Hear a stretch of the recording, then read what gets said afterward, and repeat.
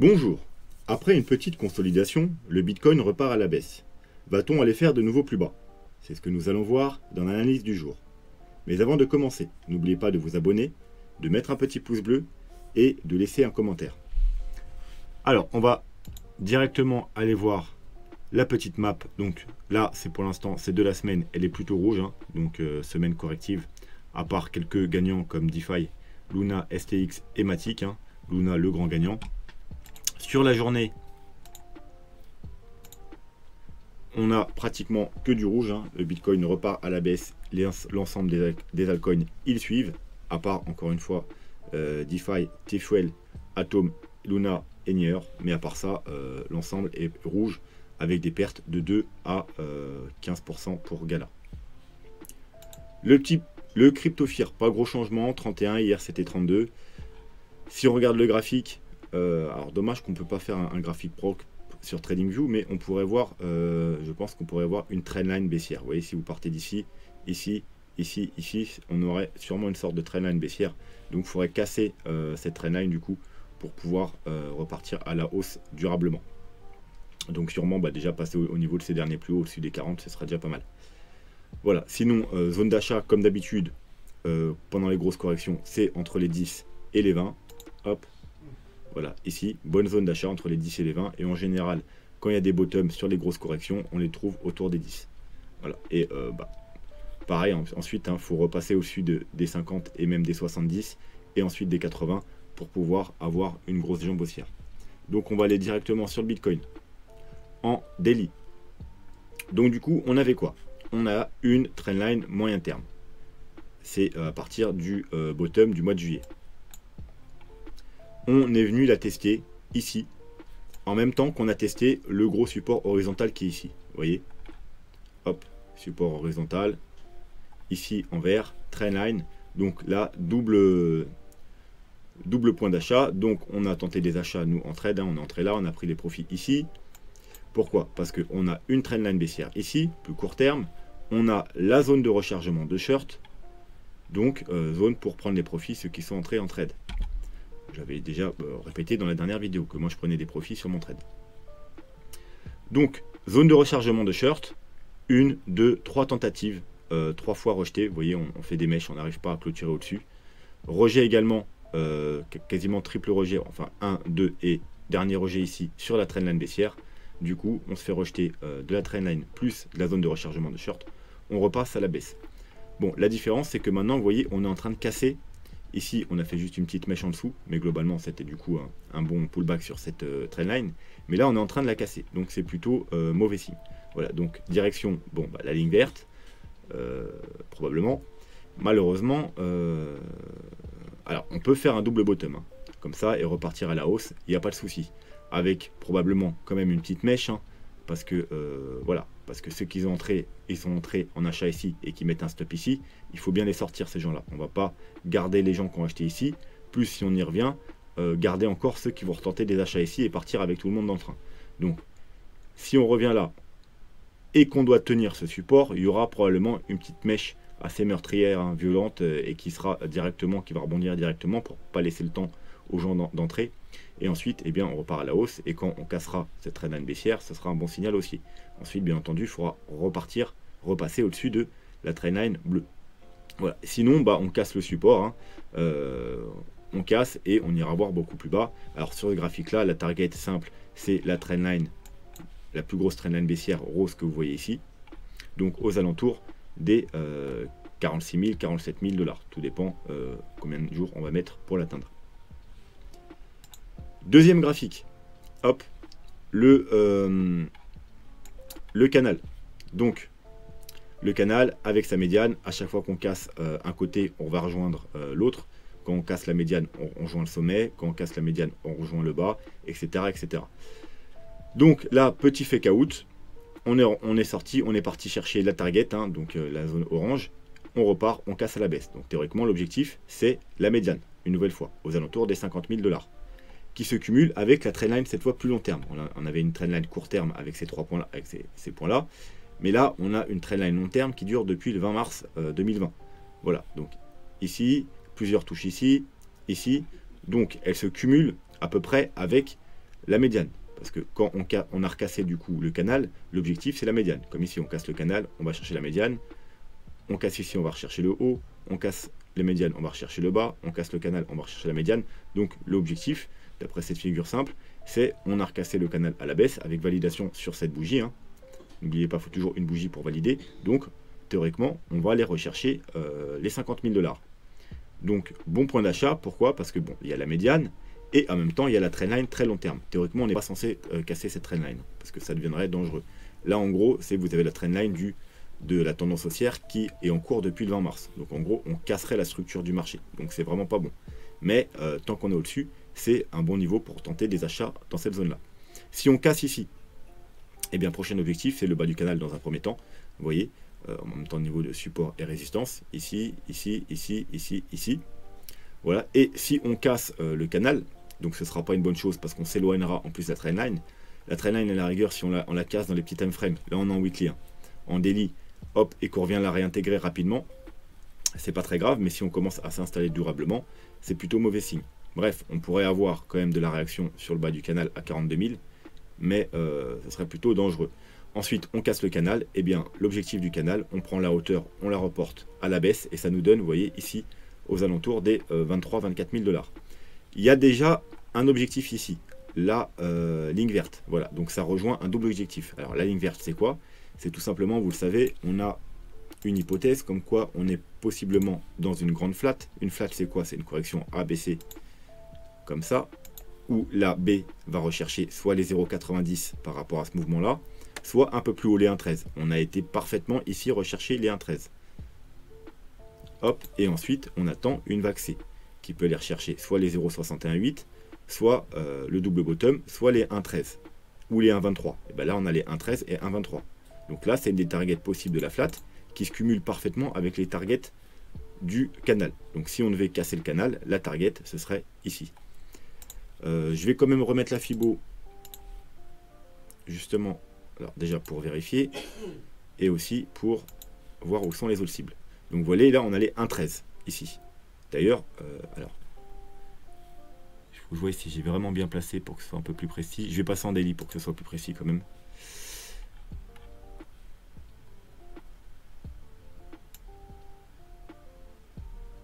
Hop là.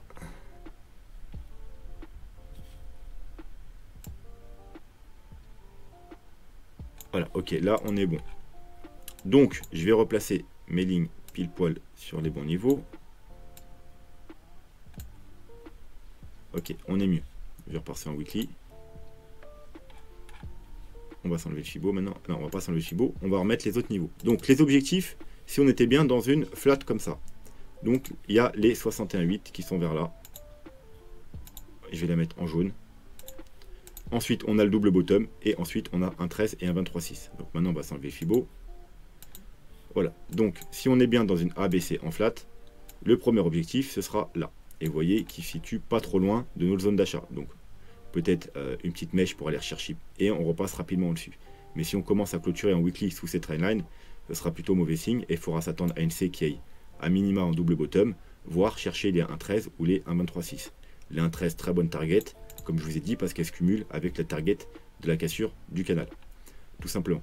Voilà, donc ça, c'est pour le plan long terme, enfin moyen long terme. À la hausse, eh bien, on a atteint le premier objectif, mais ensuite, il y a des objectifs, comme vous voyez, plus haut, bien entendu.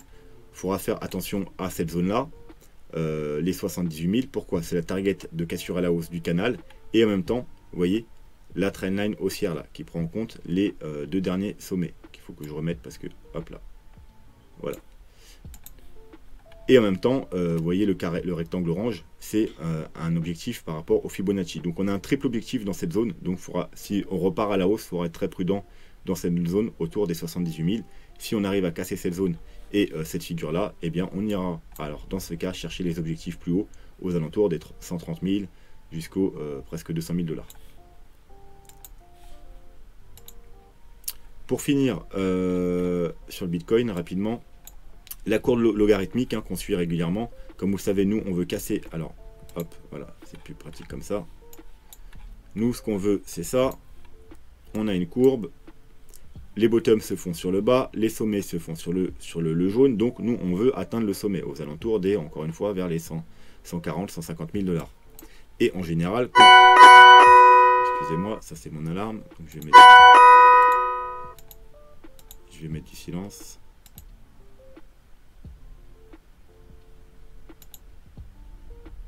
Ok, bon, ça devrait le faire.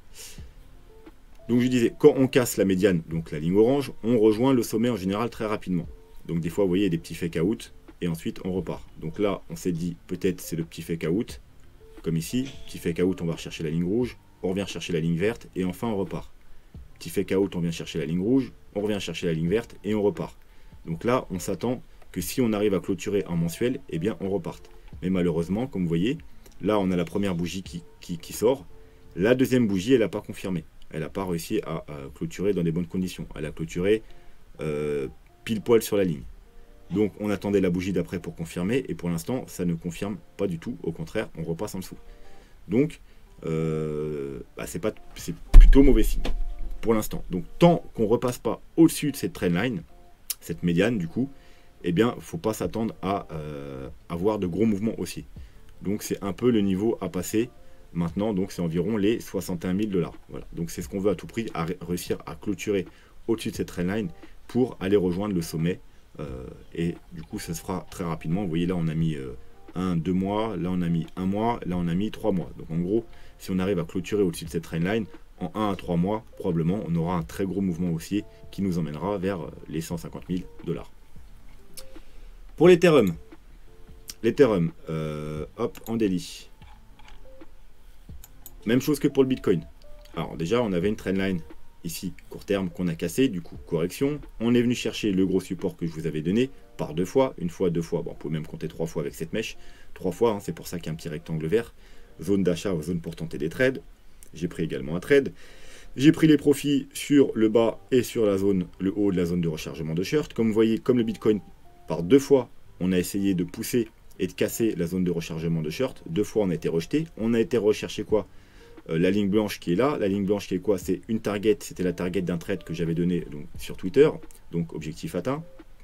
Donc j'ai repris des profits et il me restait plus grand chose dans mon trade sur l'Ethereum du coup. Il me restait 20% au cas où ça casse à la hausse. Mais c'est également les 0,9 de Fibo. Hop, je vous mets là. Vous voyez, je vous mets un peu.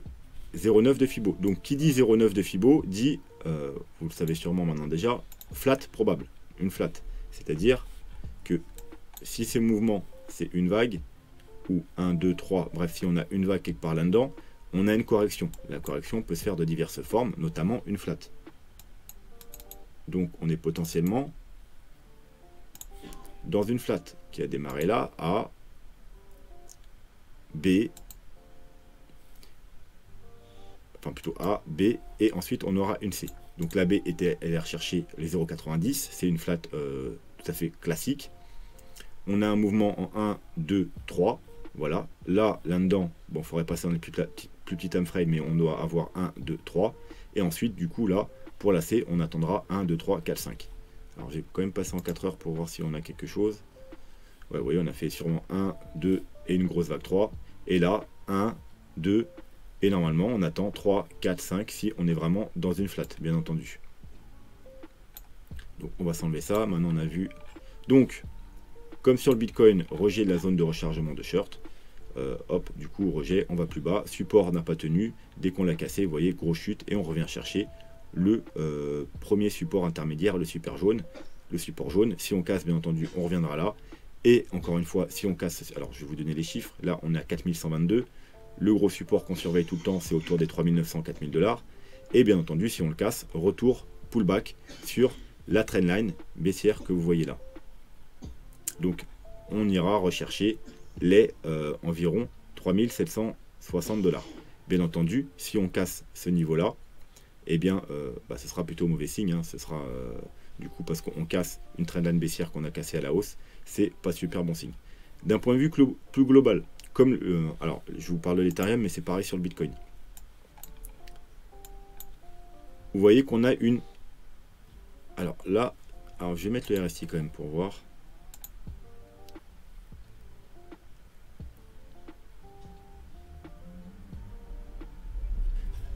tout dépend, faudrait que je passe dans les plus petits time frames, mais un point de vue des vagues d'Elliott, soit là, on a un bottom ici, et du coup, vous voyez qu'on a un mouvement en 3 vagues pour l'instant, et ça, c'est plutôt mauvais signe. Comme vous le savez, les mouvements en 3 vagues, c'est mouvement correctif. Donc pour l'instant, il n'y a que 3 vagues, donc pour l'instant, c'est un mouvement correctif. Et qui dit mouvement correctif, ça veut dire que ça redescend après. Soit le bottom, il est là, et on a déjà une 1, 2, 3, 4, 5, et du coup, on a probablement atteint le sommet, et du coup, eh bien, cette vague-là est finie. Et soit c'est une première vague d'un plus gros mouvement, soit c'est fini, on a trouvé le bottom, et là, on va avoir une très grosse correction. Donc, tant qu'on tient, je vais dire, cette trendline, on va rester dans le scénario bullish. Si on casse cette trendline, il faudra sérieusement penser à ce qu'on va sûrement aller beaucoup plus bas. Donc, admettons que là, on a une vague 1, 2, 3, 4, 5, et que vraiment la partie bull run n'est pas finie et qu'on doit aller plus haut, et bien du coup, il nous faudra une correction de vague 2. Donc, en gros, ça nous fera une grande vague 1, une vague 2, enfin, vous connaissez la musique. Donc, tout simplement, on va se mettre un Fibo, et les objectifs seront les 0,5, 0,618 de Fibo. Donc, vous voyez quand même qu'ils sont assez loin.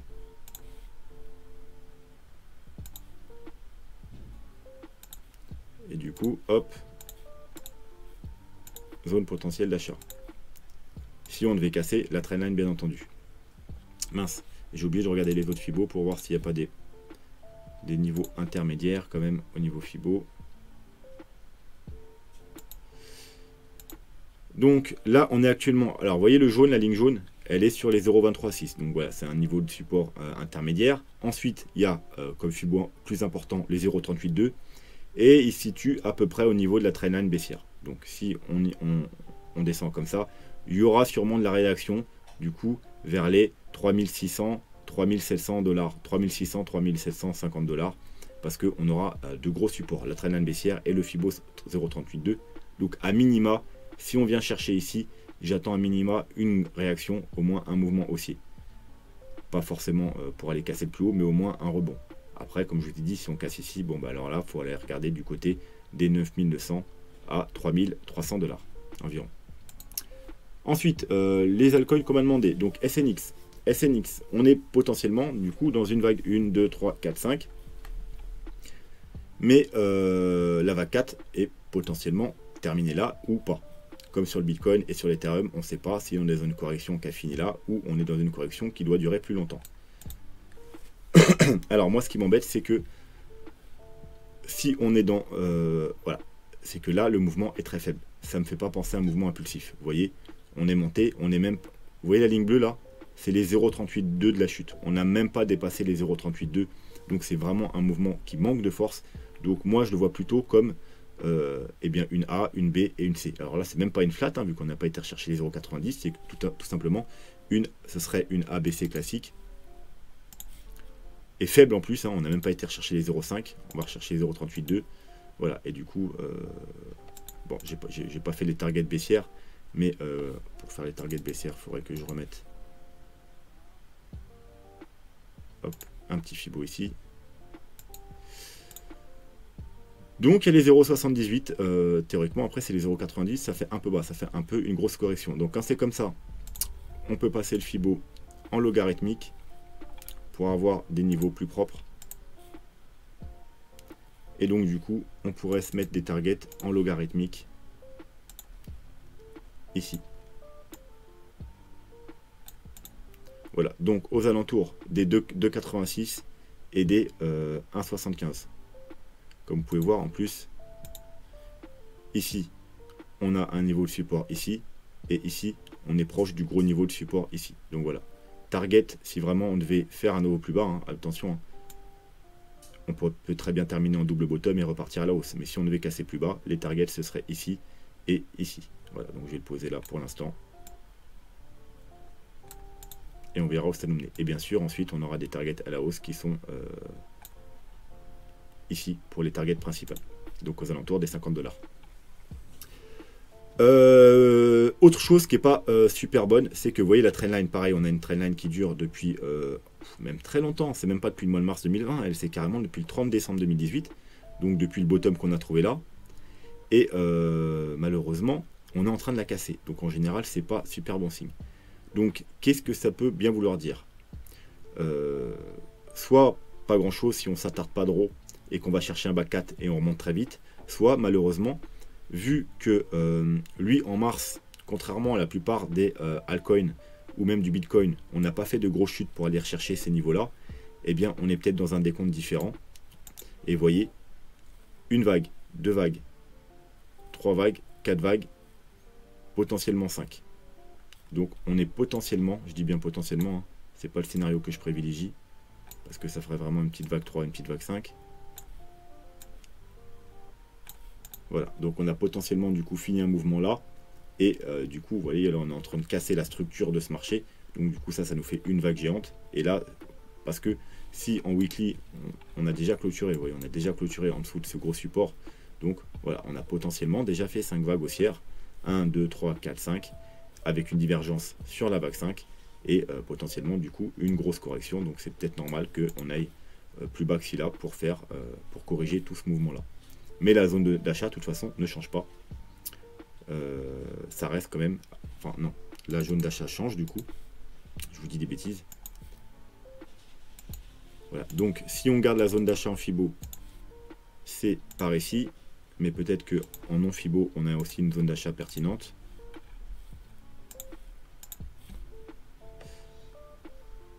Et on est également sur voilà, la zone d'achat pertinente, comme je vous ai toujours dit sur les altcoins qui pumpent beaucoup, c'est 0,618, 0,786. Donc bah, en double bottom, hein, voilà, on peut toujours peut-être s'arrêter là. Et ensuite, bah, en non Fibo, on n'a que les 0,90, donc vers les 3 $. Mais comme c'est un gros mouvement long terme avec un gros pump, hein, on passe de 0,02 centimes à presque 40 $. Donc il est pertinent de le laisser en mode logarithmique. Voilà. Donc, target ici, si le bull run du SNX il n'est pas fini et qu'on est bien dans une vague 4. Target ici, si on a déjà une autre 5 vagues haussières et qu'on est dans une plus grosse correction. Voilà. Donc, target entre 2,8 et 1,80 pour le plan bullish, du coup, on va dire. Et pour le plan bearish, les targets seront beaucoup plus basses, autour de 1 $ et de 40 centimes. VET. Pareil. On est en train de casser la trendline long terme qui dure depuis le mois de mars, vous voyez, ici. Donc, pas super bullish. Mais pour l'instant, on tient la trendline ici. Donc, pour l'instant, c'est juste un pullback. Vous voyez, on a une trendline baissière. On l'a tapé une fois, deux fois, trois fois, quatre fois. On la casse, rebond dessus. Bon, pullback possible. Donc, théoriquement, zone d'achat. C'est pour ça qu'il y a des rectangles verts. En plus, vous voyez, il y a deux rectangles verts. Alors, le premier, c'est par rapport au Fibo de ce mouvement haussier-là. Donc, les 0,5, 0,618.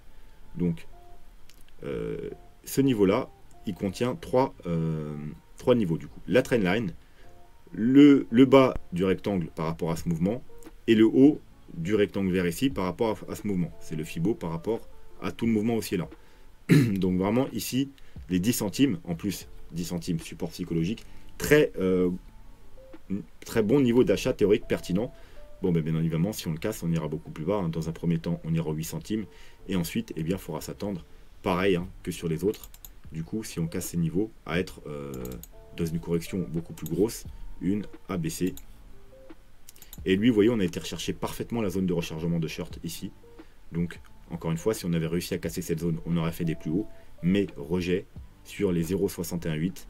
Et donc, on est potentiellement dans une A, B, vous voyez, en 3 mouvements. Hein, ça, je vous ai dit, 3 mouvements, 1, 2, 3. Ça ne nous annonce pas, pour l'instant, un mouvement impulsif. Un mouvement impulsif, on veut décompter 5 vagues. Pour l'instant, on n'a que 3 vagues. Donc, à partir du moment où on va casser ici, eh bien, la correction, ces 3 vagues seront validées. Voilà. Parce que là, on peut toujours être dans une vague 1, 2, là, une 3 en train de se construire. 1, 2, 3, 4, 5. Mais quand on casse ce niveau-là, allez, c'est fini. On avait nos 3 vagues, c'est un mouvement correctif, donc A, B, et on va trouver une C, et du coup on ira sûrement beaucoup plus bas. Voilà, on va pas faire les objectifs aujourd'hui parce que bon, j'ai plus trop le temps. Donc si on est bien dans une vague, si on n'est pas dans ce cas de figure, mais on est bien, on a trouvé un bottom là, et qu'on est bien dans un mouvement haussier, les targets d'achat là sont pertinentes, surtout celles-là sur la trendline et avec le triple niveau de support. Sinon, on peut aller un peu plus bas ici. En plus, vous voyez, vous avez également un petit niveau horizontal ici, ici, ici, ici, ici. Et si on casse tout, eh bien, les targets seront beaucoup plus basses. Voilà. Et pour finir, XVS, Vénus. Alors, si je ne me trompe pas, je ne le connais pas très bien celui-là. Hein. Je crois que c'est une plateforme décentralisée. Donc, qu'est-ce qu'on a? Sur le RSI, vous voyez qu'on a une sorte de joli triangle. Donc, bien, à chaque fois qu'on vient sur le bas, ça peut être des niveaux d'achat pertinents. Si on le casse, bon, bah, de toute façon, il n'y a pas beaucoup de chemin à aller faire en dessous. Hein, donc, il n'y aura sûrement pas un gros mouvement baissier quand même. Mais voilà. Pareil, si on casse à la hausse ici, eh bien, il faudra s'attendre à un gros mouvement aussi. Sur le graphique, on a quoi? Parce qu'il y a beaucoup de choses affichées. Donc, déjà, vous avez un Fibo de toute la hausse. Vous voyez? Donc, maintenant, je vais l'enlever. Vous avez vu que le rectangle vert, c'est comme d'hab les 0,5, 0,61, 8 de toute la hausse. Et pourquoi j'ai mis un Fibo de toute la hausse? Tout simplement parce que 1, 2, 3, avec la vague 3 plus haut que la 1, 4, 5, avec une divergence. Vous voyez qu'on fait clairement un plus bas, alors que là, un plus haut. Donc 1, 2, 3, 4, 5. Théoriquement, on a fait une grande vague haussière. Et là, on est en train de corriger tout le mouvement haussier. Donc voilà, les targets pertinentes sont le rectangle. Donc on a déjà été touché, comme vous pouvez voir, pratiquement la target du haut ici. Rebond, encore une fois, rebond assez faible. Hein. On a été recherché, je crois. Alors, on va voir, mais pas grand chose. Hein. Donc manque de puissance. Donc c'est pas, ça n'a pas l'air d'un mouvement impulsif. On a été recherché à peine les 0,5. Vous voyez, on n'a même pas été rechercher la zone de rechargement de short. Donc mouvement correctif assez faible. Donc probablement une A, B, C. Voilà. Donc les objectifs de cette vague C sont tout simplement le rectangle vert. Donc le haut du rectangle vert en double bottom au niveau des environ 13 $. Et ensuite, le bas du rectangle au niveau des 7,66 $. À plus court terme, on a quoi? On a un petit triangle. Donc théoriquement, c'est des petites zones d'achat, mais moi, je ne tenterai pas le coup. Au cas où, je tenterai plus le coup si on casse plutôt le triangle par la hausse, donc aux alentours des 26 $. Si on casse le petit triangle là, peut-être que ce serait juste pour faire un peu peur aux gens qui regardent ce support, pour aller rechercher quoi?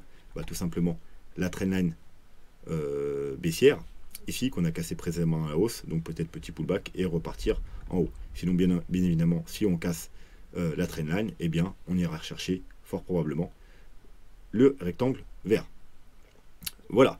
Donc, ce sera tout pour aujourd'hui. Demain, je vous retrouve pour une vidéo gaming.